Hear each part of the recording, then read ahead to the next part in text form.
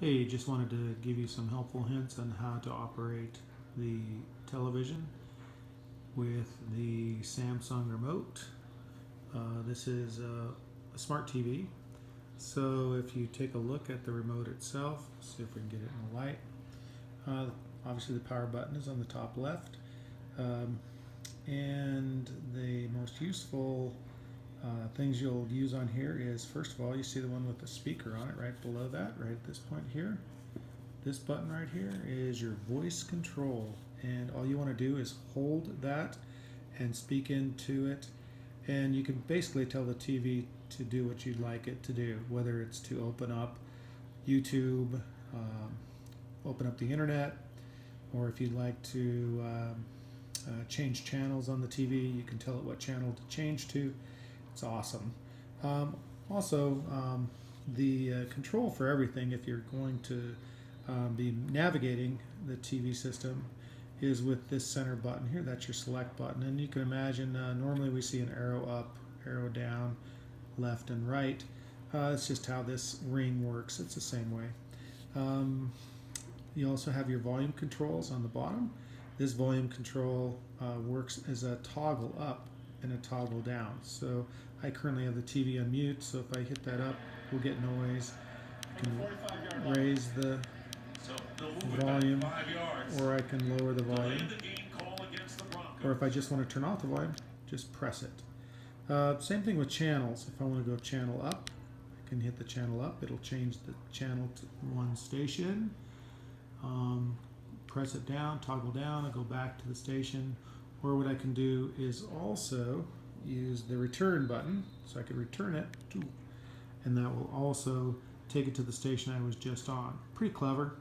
That also works when you're in Netflix to get out of an application to return in and out.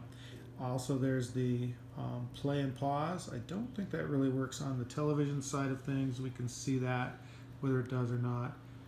It doesn't have any effect on the cable system that's offered here in Moab. That's okay. So now if we want to see, if we are watching television and we want to see the guide, what we're going to do is we're going to just push in the channel versus toggle up and down. I'm just going to push it and you'll see what happens here. Just push that and the guide comes up.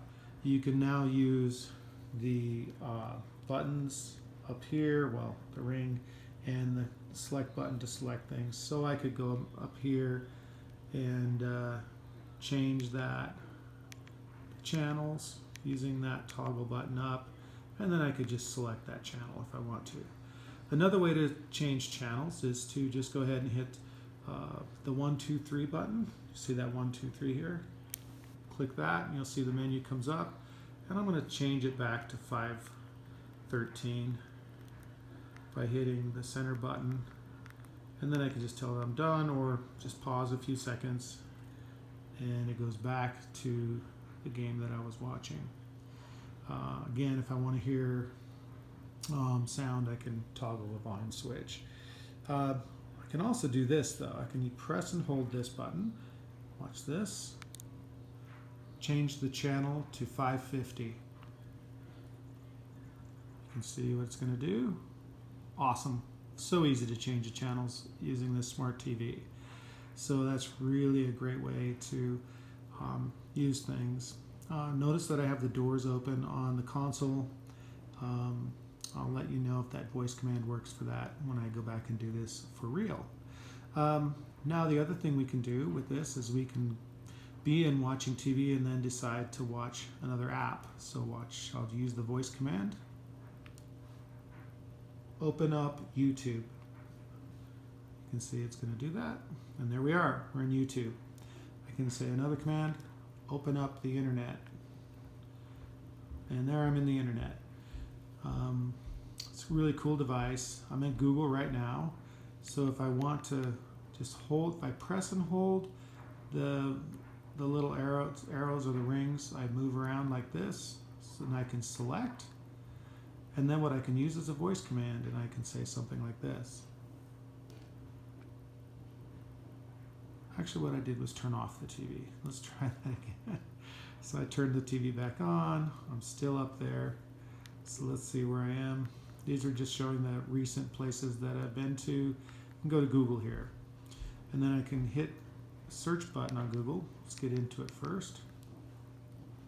Press that, and now I'm going to use a voice command. I'm going to say this. The Weather Channel. There it is. It shows up. Hit that button.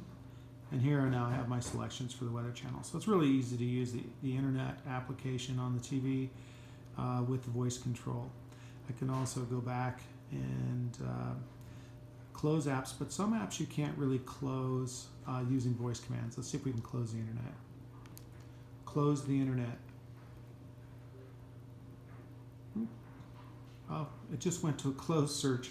So what I'm going to have to do now is I'm going to go to the home button. That's this little house down here.